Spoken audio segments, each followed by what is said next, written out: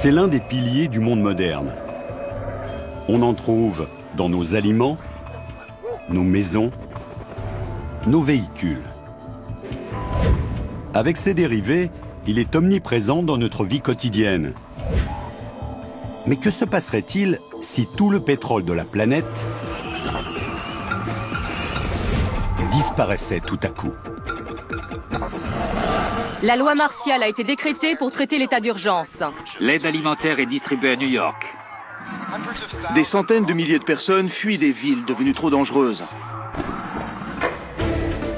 Que deviendraient nos villes? Notre alimentation? Notre mode de vie? Que deviendrions-nous?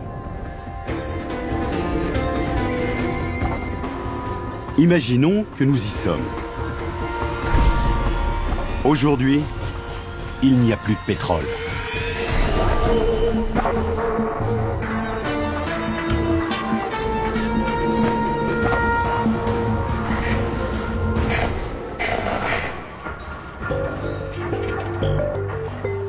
Le pétrole.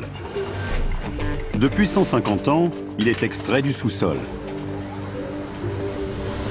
Il fournit des carburants économiques et polyvalents qui ont rendu possible le développement de nos sociétés modernes. En Californie, les champs pétrolifères de Kern River contiennent plus d'1 demi-milliard de barils. À eux seuls, ils peuvent couvrir les besoins des États-Unis pendant 4 semaines. Mais toutes les réserves enfouies vont soudain disparaître. Et la même chose va se produire partout dans le monde. De l'Arabie Saoudite à la mer du Nord, en passant par les sables bitumineux de l'Alberta au Canada. Le pétrole qui fait rouler nos voitures, voler nos avions et fournit l'énergie à nos usines, tout le pétrole enfoui sous terre est sur le point de disparaître.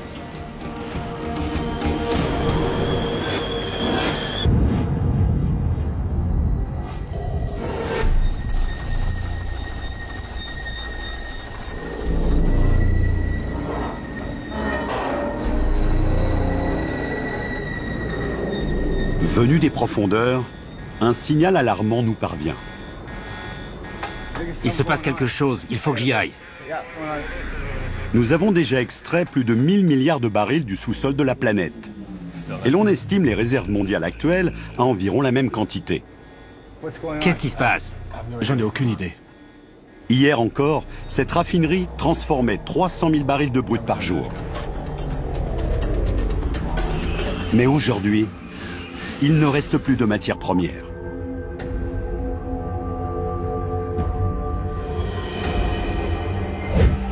La crise annoncée par de nombreux experts est à présent une réalité. Les conséquences sont catastrophiques. Elle va changer la face du monde.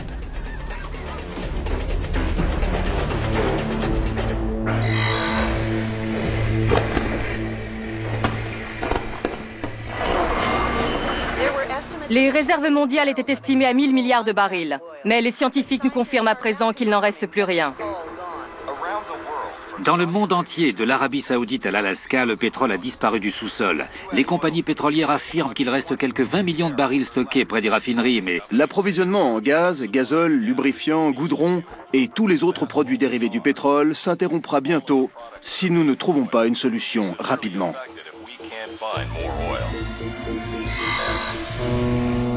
Sur les océans, les tankers transportent encore du brut. Actuellement, ils sont quelques milliers en service, avec des millions de barils à leur bord. Les pays producteurs, comme l'Arabie Saoudite ou la Russie, exigent que leurs navires pétroliers rebroussent chemin.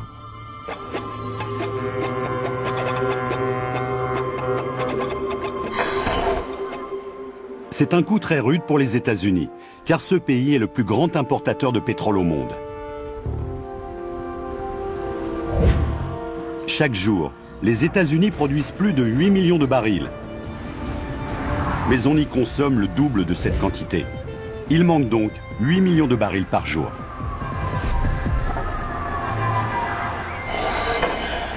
les files d'attente devant les stations-service sont interminables. On doit patienter entre 2 et 3 heures.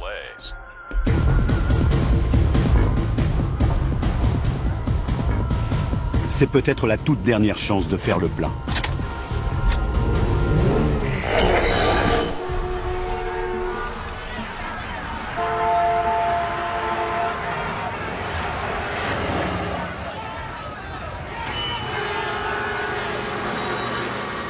Durant l'embargo pétrolier de 1973, la réduction des importations avait provoqué des ruptures de stock à la pompe. Aux États-Unis, quelques 100 000 stations-service doivent à présent fermer.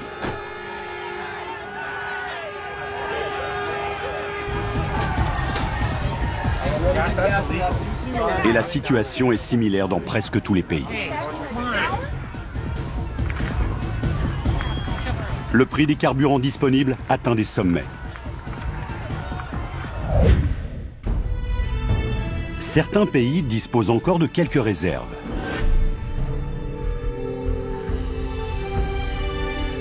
Les États-Unis possèdent environ 725 millions de barils. Pour protéger ces stocks précieux, le gouvernement prend des mesures radicales. Les avions, les trains, les bateaux, tous ont besoin de carburant issu du pétrole.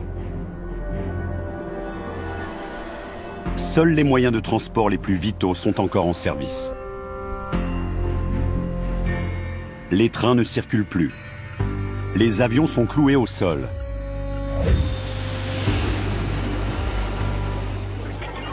Si vous faites partie des 4 millions de passagers quotidiens, vous n'aurez aucune chance d'arriver à destination. Il en va de même pour des millions de tonnes de marchandises. Voyageurs et produits sont bloqués.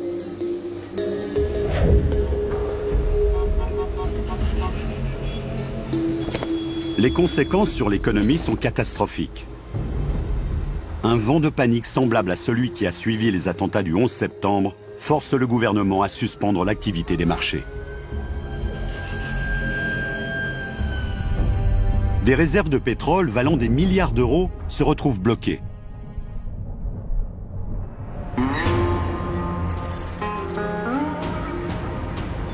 Plus de 400 000 personnes travaillent dans l'industrie pétrolière.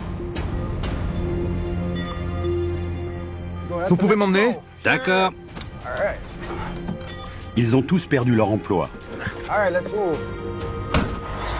Ils tentent de rentrer chez eux par n'importe quel moyen.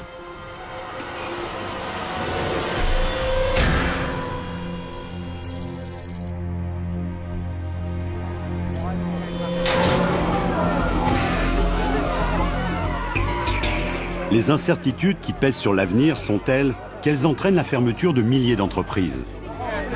Des millions de personnes se retrouvent au chômage.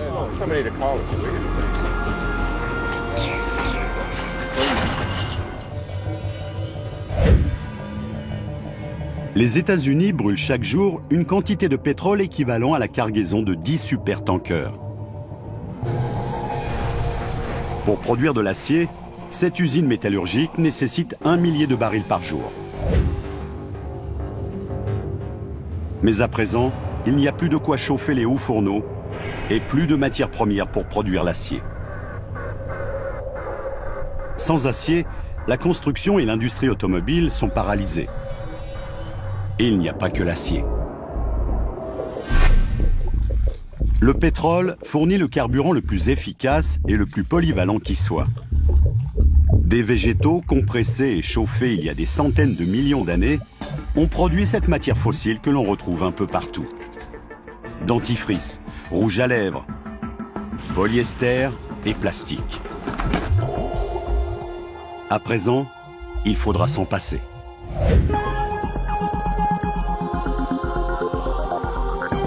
Une immense réaction en chaîne s'enclenche. Votre nom? J'ai besoin de sérum. Le manque de pétrole se fait cruellement sentir dans notre quotidien. Dans les hôpitaux, dans l'alimentation ou la production d'énergie. Et la crise ne fait que commencer.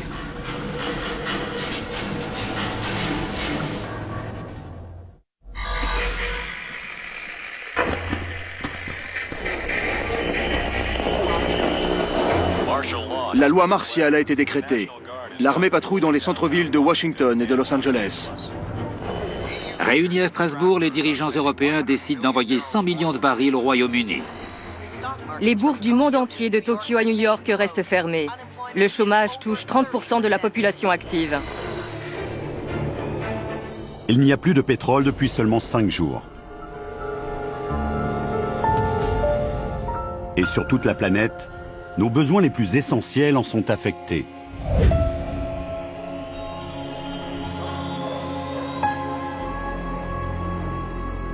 Les halles et les grands marchés alimentaires sont fermés.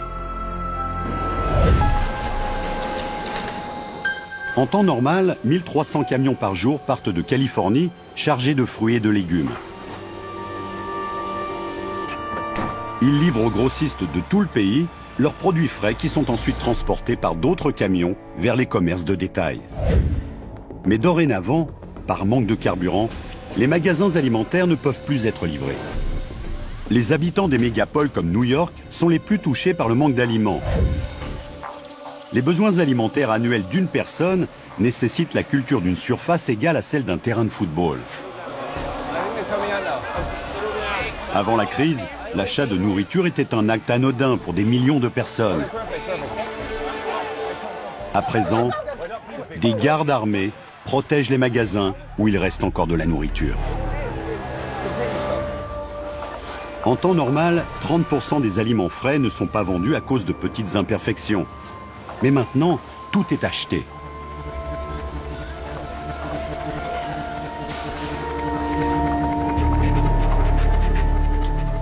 Avant, un quart des aliments consommés dans le pays étaient importés.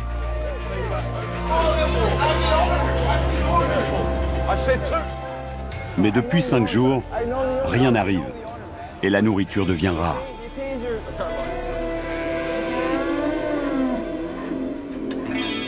Le bétail souffre lui aussi de la faim. Une vache adulte mange 45 kg de fourrage par jour. 3,5 kg pour un porc. Mais à présent, les aliments n'arrivent plus. Les animaux sont affamés.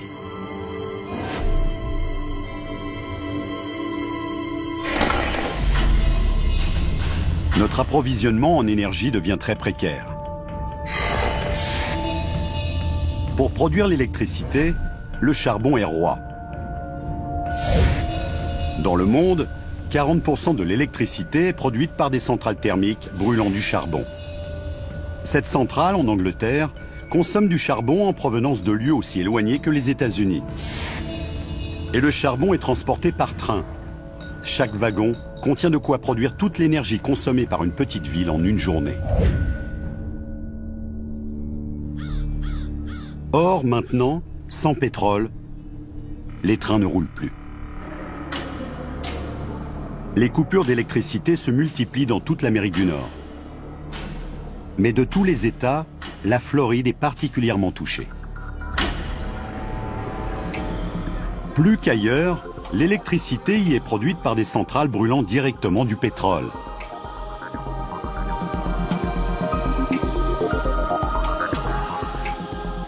Les grands centres hospitaliers sont équipés de générateurs de secours. Or, ceux-ci fonctionnent au gazole. Cet hôpital de Miami épuise ses dernières réserves de carburant. Dans 8 heures, il n'y aura plus d'électricité.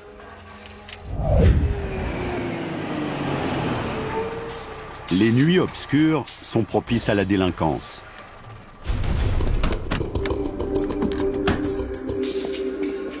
La loi et l'ordre n'ont plus cours. Et les cambriolages se multiplient.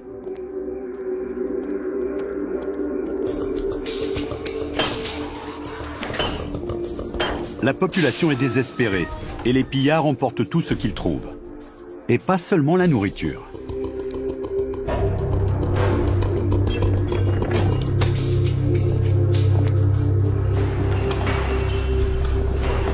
Chris, du diesel. Les moteurs diesel peuvent fonctionner avec de l'huile alimentaire. Et les moteurs diesel sont 30% plus économiques que les moteurs à essence. Avec 7 litres d'huile, une voiture moyenne peut parcourir 100 km. Tant qu'il restera assez d'huile alimentaire, ce camion et tout autre véhicule diesel pourront rouler. C'est bon, tiens-moi ça.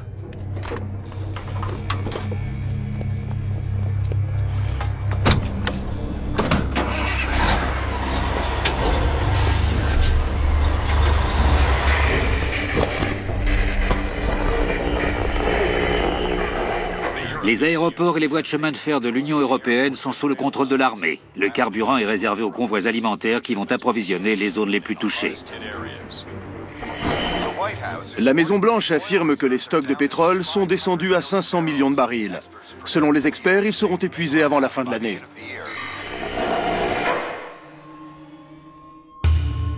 Le pétrole a disparu du sous-sol depuis 30 jours. Les gouvernements de tous les pays prennent des mesures radicales. Les services les plus vitaux sont protégés. Les dernières réserves de pétrole sont transformées en carburant pour les trains. Le charbon peut de nouveau parvenir aux centrales thermiques. Dans certains pays, la distribution d'électricité reprend au compte-gouttes. Mais en Amérique du Nord, l'électricité est dispensée à travers des réseaux isolés. Elle ne peut passer d'un réseau à l'autre. En Floride, où l'électricité est produite directement à partir du pétrole, la plupart des villes sont encore plongées dans l'obscurité. Grâce aux dernières réserves de carburant, les trains de passagers peuvent de nouveau rouler. Mais à présent, ils transportent l'aide alimentaire vers les grandes villes où sévit la famine. Or, le transport de la nourriture entame sérieusement les derniers stocks de pétrole. Aux États-Unis, les réserves seront épuisées dans moins de 11 mois. Sur les routes, les voitures emblématiques du mode de vie américain sont devenues rares. 235 millions de voitures roulent à l'essence aux États-Unis. Imaginez que vous poussiez une voiture sur 9 km. La même énergie est fournie par 1 litre d'essence. Actuellement, les voitures sont indispensables aux États-Unis. Toutes les infrastructures ont été prévues pour les automobiles. La moitié de la population habite dans de vastes banlieues résidentielles. La plupart des biens consommés sont livrés à domicile. Avec la fin du pétrole, c'est tout un mode de vie qui devient impossible.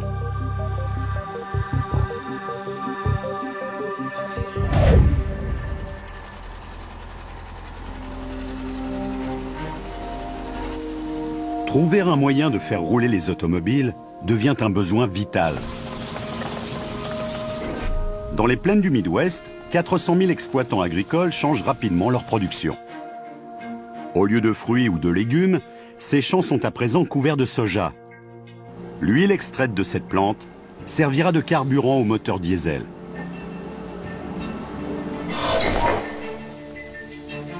Le soja ne suffit pas.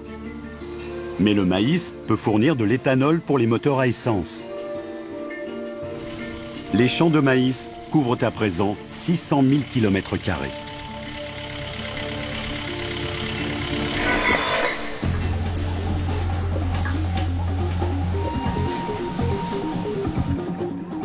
L'éthanol est une solution qui a fait ses preuves. Au Brésil, les voitures roulent toujours, même sans pétrole. Ici, depuis des années, les moteurs fonctionnent à l'éthanol extrait de la canne à sucre. Dans ce domaine, l'Amérique du Nord a pris du retard. Mais il subsiste un espoir que la fin du pétrole n'implique pas la fin des voitures.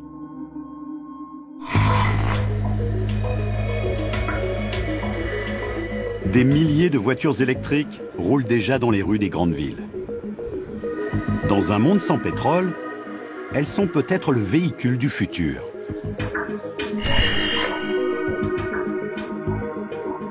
Or, pour atteindre ce futur, le monde doit d'abord traverser un hiver qui s'annonce sombre et dangereux.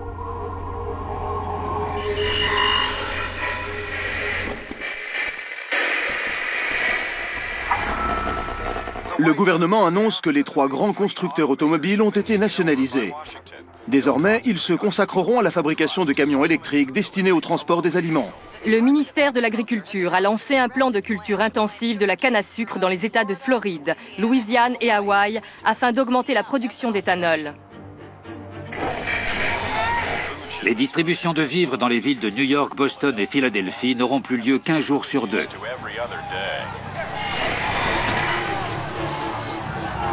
Il n'y a plus de pétrole depuis 5 mois. Dans les grandes villes des États-Unis, la nourriture manque cruellement.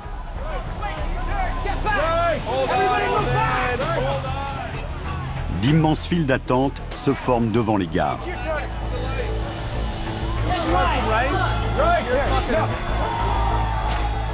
Le lait en poudre et le riz ont remplacé les produits frais.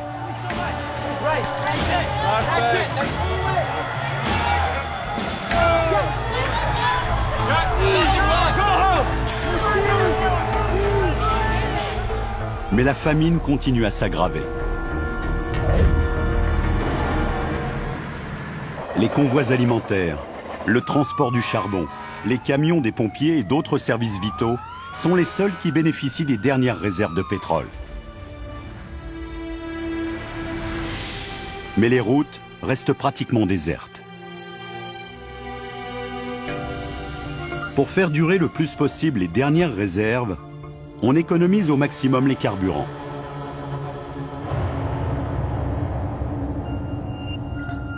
Mais si des solutions alternatives à grande échelle ne sont pas mises en place, dans quelques mois, le transport des aliments deviendra impossible.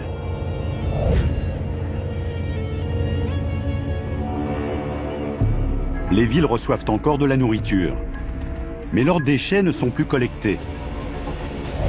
En un an, 6000 camions-bennes brûlent 75 millions de litres de carburant pour assurer le ramassage des ordures ménagères de New York.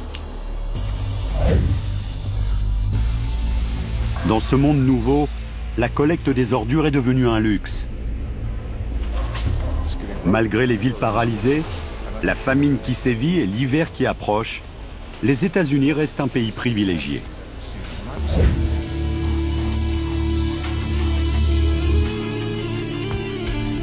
À 10 000 km de là, c'est un désastre économique. 90% des revenus de l'Arabie Saoudite provenaient du pétrole. À présent, l'économie du pays s'est effondrée.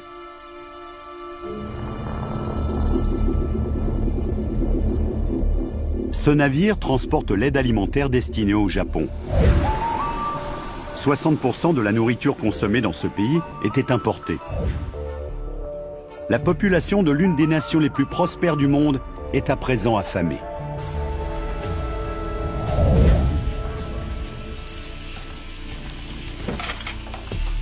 Pour pallier le manque de carburant, certains tentent de trouver des solutions de remplacement.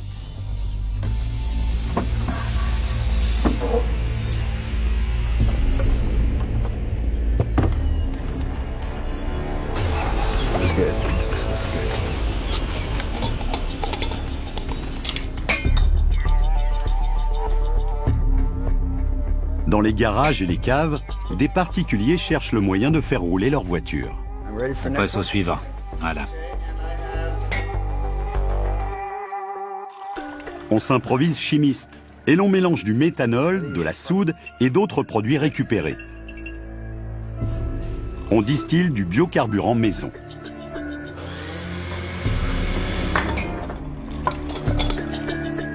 C'est prêt? La méthode n'est pas sans danger. Mais en cas de succès, ils pourront utiliser leur véhicule. Pour quitter la ville, par exemple. Cependant, ce carburant artisanal n'est supporté que par les moteurs diesel. Comme ça. Très bien. À l'évidence, ces tentatives individuelles ne peuvent constituer une solution viable.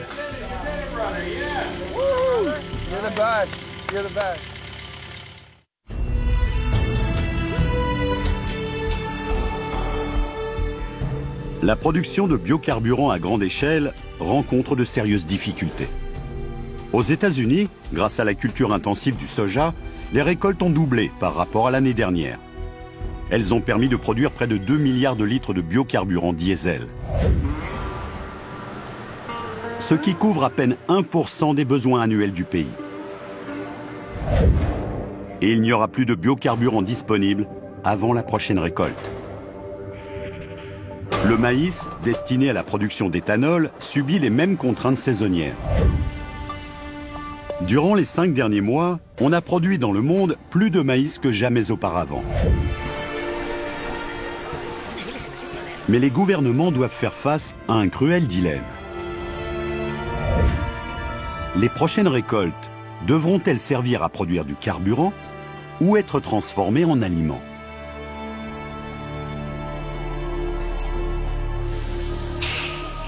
Le manque de nourriture n'est pas le seul problème. Les hôpitaux manquent de produits fabriqués à partir du pétrole. Chaque année, on y utilise quelques 15 milliards de gants en latex. Médicaments, instruments, accessoires en plastique, le pétrole entre dans la composition de nombreux produits médicaux. Sans eux, des maladies nosocomiales se propagent plus vite.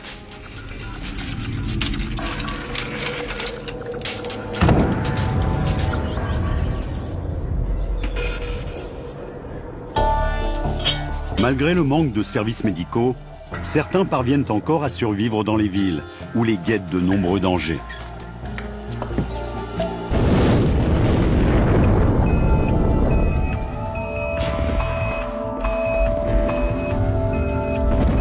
Tous les ans, à New York, des transformateurs électriques prennent feu. Or, ce qui n'était qu'un incident naguère peut à présent devenir un désastre.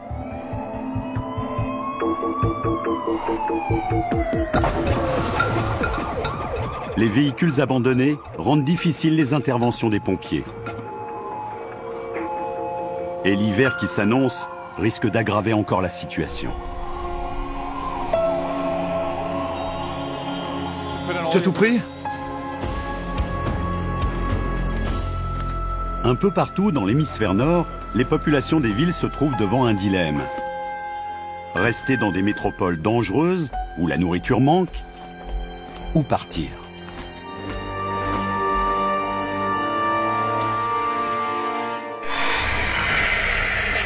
L'exode se poursuit. Dans tout le pays, les villes se vident. Par les transports publics d'urgence, à pied ou par n'importe quel autre moyen, ils ont décidé de partir. Avec des températures qui baissent encore, des centaines de milliers de gens quittent New York, Chicago, Détroit pour des destinations variées. En Europe, ils tentent de gagner l'Espagne, la Grèce ou le sud de la France, qui se retrouvent envahis par une foule de réfugiés fuyant le froid.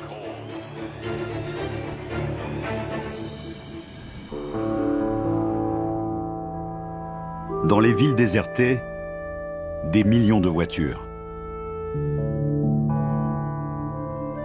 Même les véhicules qui parvenaient à rouler grâce aux huiles alimentaires sont abandonnés. Le froid rend l'huile épaisse et visqueuse. Elle se fige dans les réservoirs et les moteurs.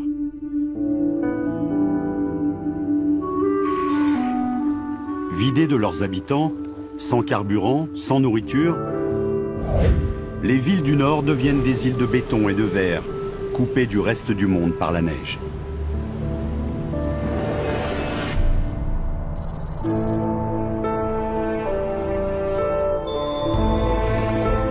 Cherchant le moyen de survivre, certains se dirigent plus au nord.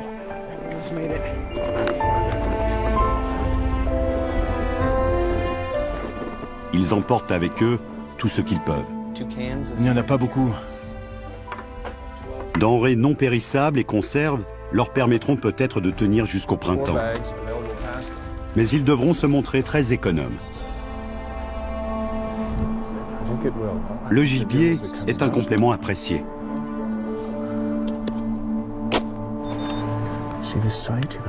Un adulte brûle environ 210 000 calories durant l'hiver. Le froid s'installe pour des mois, dans les campagnes et dans les villes.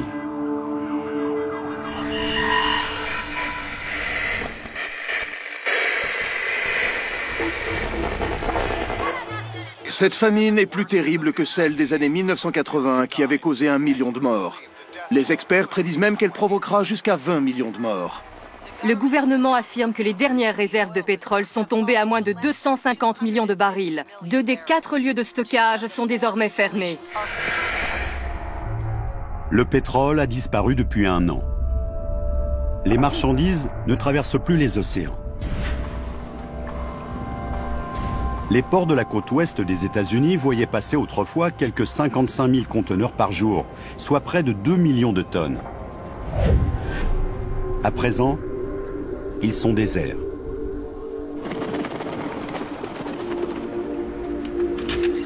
La situation est similaire dans le monde entier. Les ports sont fermés, de la Russie au Japon. Le commerce international a pratiquement disparu. Les voitures à essence, désormais inutilisables, sont le symbole d'une époque révolue. Les armées du monde ont perdu de leur puissance. Aux États-Unis, l'armée était naguère l'entité qui consommait le plus de carburant, avec une facture de 150 milliards d'euros par an. Aujourd'hui, de nombreux tanks et avions sont mis au rebut. Leur utilisation coûterait tout simplement trop cher.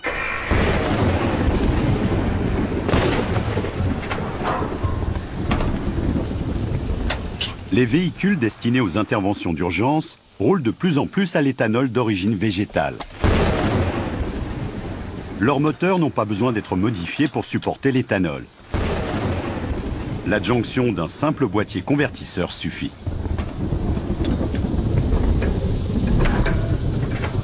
Allons-y!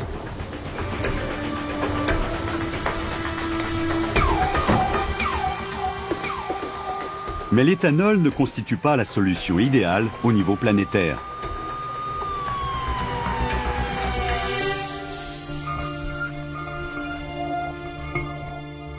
Les gouvernements soutiennent de moins en moins la production d'éthanol. Les États-Unis ont consacré 40% de leur récolte de maïs à la production de ce biocarburant. Mais cette quantité demeure infime par rapport à la demande. Et un pays affamé a besoin de tout le maïs récolté. L'éthanol ne parviendra pas à faire rouler à nouveau tous les véhicules du pays. Or, l'absence de voitures est une bénédiction pour certains. Chaque année, des centaines de millions d'animaux mourraient sur les routes des pays occidentaux. Cervidés, hérissons, grenouilles. De nombreuses espèces ont vu leur population augmenter cette année. En revanche, le bétail n'a pas eu autant de chance. Le manque de carburant a interdit l'approvisionnement en fourrage et les animaux ont été livrés à leur sort. Des millions de vaches, de volailles et de cochons sont morts.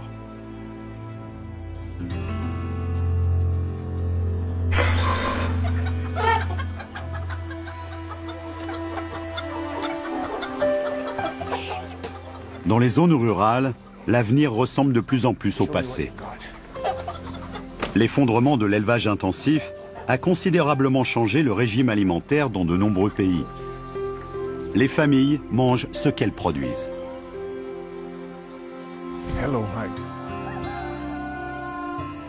Un peu partout, la production d'aliments devient essentiellement locale. Les fermes urbaines se multiplient. Dans les banlieues, chacun possède un potager.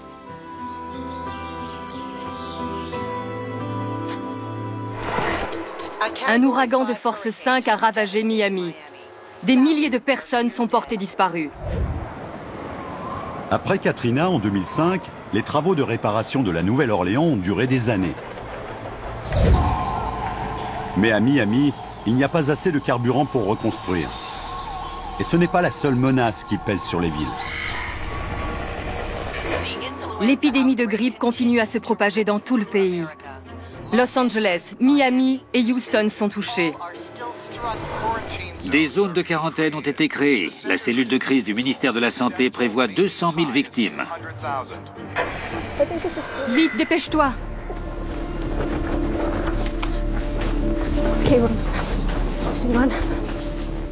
Les hôpitaux sont plus difficiles d'accès, alors qu'ils sont plus nécessaires que jamais.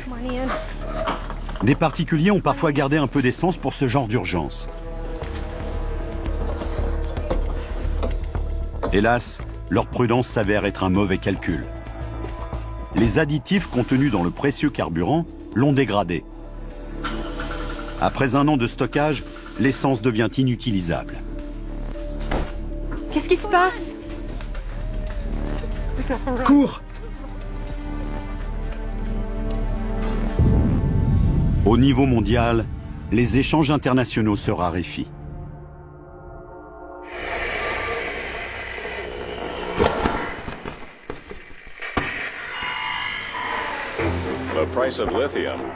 Le prix du lithium, indispensable aux batteries et aux piles, a augmenté de 300%. En Arabie Saoudite, la famille royale abdique. Les personnes réfugiées en Espagne, L'état d'urgence perdure à New York, avec la famine chronique. C'est l'exode le plus important que l'on ait jamais vu.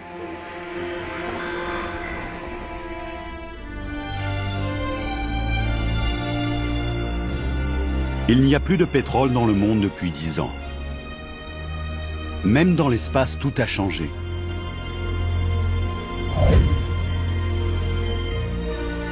Nous n'avons plus assez de carburant pour envoyer des fusées dans l'espace. Les quelques 200 satellites indispensables aux communications internationales ne sont plus remplacés.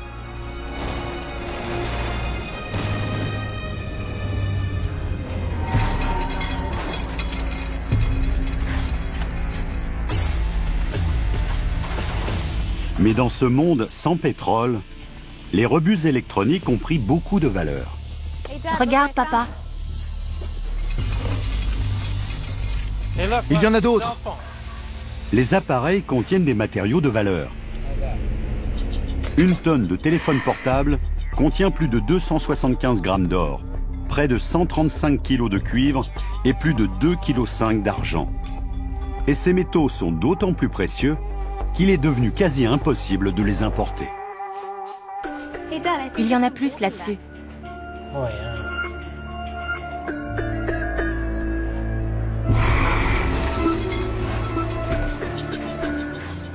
Et l'on ne récupère pas que les métaux.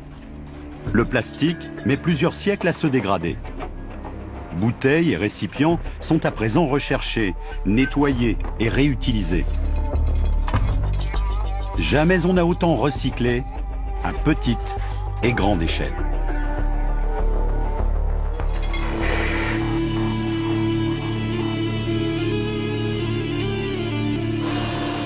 Sur un bateau, on peut recycler environ 90% des matériaux.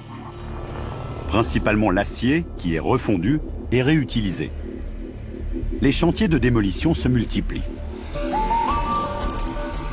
Tous les bateaux ne sont pas concernés. Leurs moteurs consomment à présent du biocarburant. Ce navire transporte des milliers de tonnes de lithium vers l'Amérique du Nord.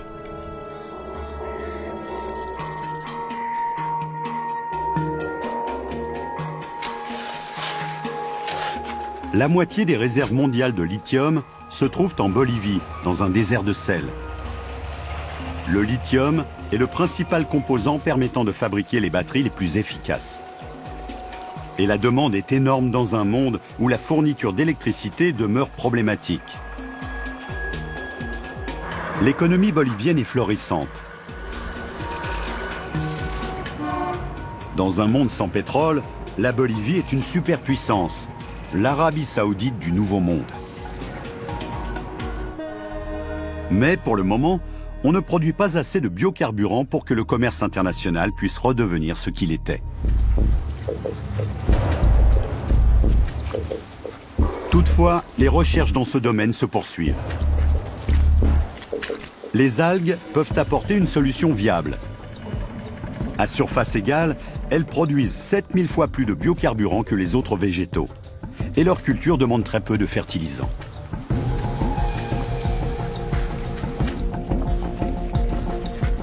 Dix ans après la fin du pétrole, 38 milliards de litres de biocarburant sont issus de la culture des algues. Mais c'est insuffisant pour que le trafic aérien reprenne. Le coût des vols commerciaux, pour les marchandises ou les passagers, est encore beaucoup trop élevé. Cet aéroport accueillait autrefois 34 millions de voyageurs par an. C'est un autre moyen de transport qui achemine des produits indispensables vers les hôpitaux du monde entier. Près de 2 millions de camions roulent à nouveau. Ils livrent aux hôpitaux des gants de caoutchouc, des seringues et cathéters, tous fabriqués à partir de gaz naturel. Grâce à eux, les hôpitaux sont plus propres, plus sûrs. Et les populations urbaines renouent avec leurs services médicaux. À l'intérieur et à l'extérieur, les foyers modernes ont beaucoup changé. Le taux de mortalité redescend peu à peu. Mais les communautés se sont disloquées. De nombreuses familles ont perdu des êtres chers.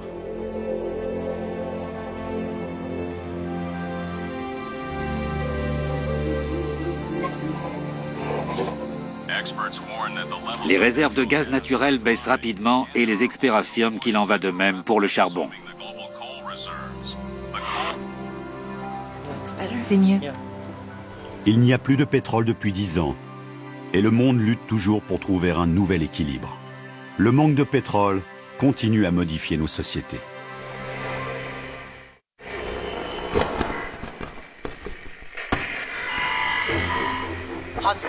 Les hostilités se poursuivent alors que la Chine développe ses activités de prospection de lithium à la frontière tibétaine. Le recensement annuel révèle que Los Angeles est toujours la plus grande ville du pays avec 20 millions d'habitants. C'est le premier vol commercial d'un avion entièrement propulsé par du biocarburant. La compagnie annonce qu'elle prévoit 6 vols transatlantiques par an.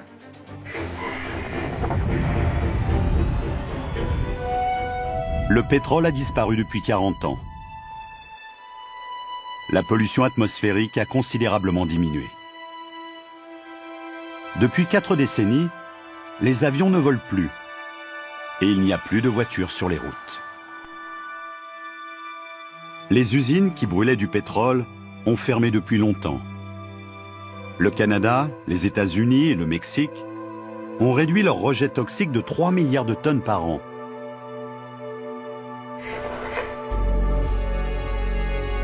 Aux États-Unis, quelques grandes villes du Nord se sont repeuplées. Les rues et les immeubles endommagés ont été transformés. Les appartements abandonnés sont devenus des serres. On cultive des légumes sur le terrain d'une ancienne zone industrielle.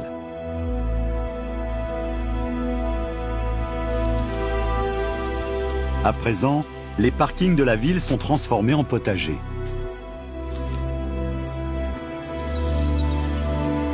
À New York, les 341 hectares de Central Park sont cultivés pour fournir des aliments à ceux qui ont repeuplé la métropole. La ville se nourrit de ce qu'elle produit.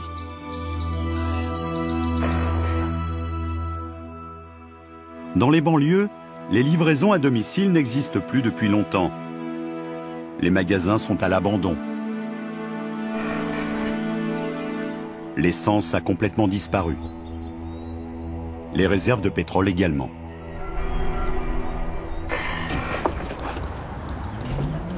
Quelques voitures roulent encore, mais elles sont très différentes. Naguère, leur poids moyen était de 1800 kg. Les nouveaux véhicules sont considérablement plus légers et ils roulent à l'électricité. Le châssis et le moteur sont faits de matériaux plus légers, tels que la fibre de carbone.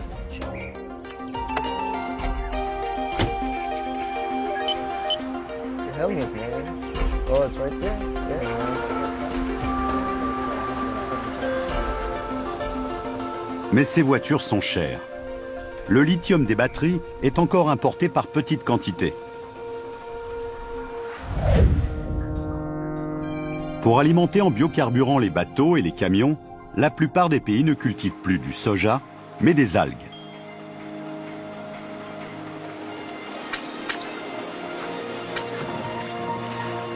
En Amérique du Nord, on a mis en place d'énormes bioréacteurs. Sur 39 000 km², on cultive les algues qui produisent assez de biocarburant pour couvrir les besoins du pays.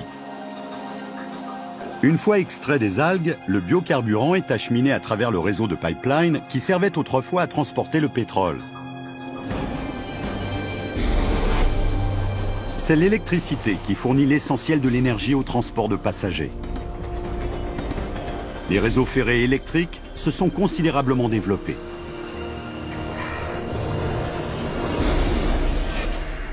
Des villes nouvelles se sont construites autour des gares ferroviaires.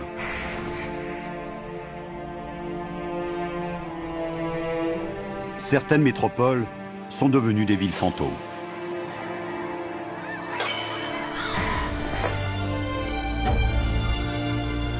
Le pétrole a permis un essor économique sans précédent.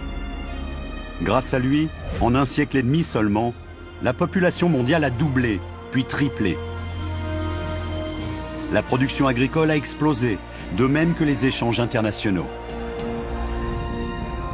Sans le pétrole, le monde a connu de profonds changements. Les villes, l'atmosphère, les routes ne ressemblent plus à ce qu'elles étaient. Un seul élément vous manque et tout s'effondre.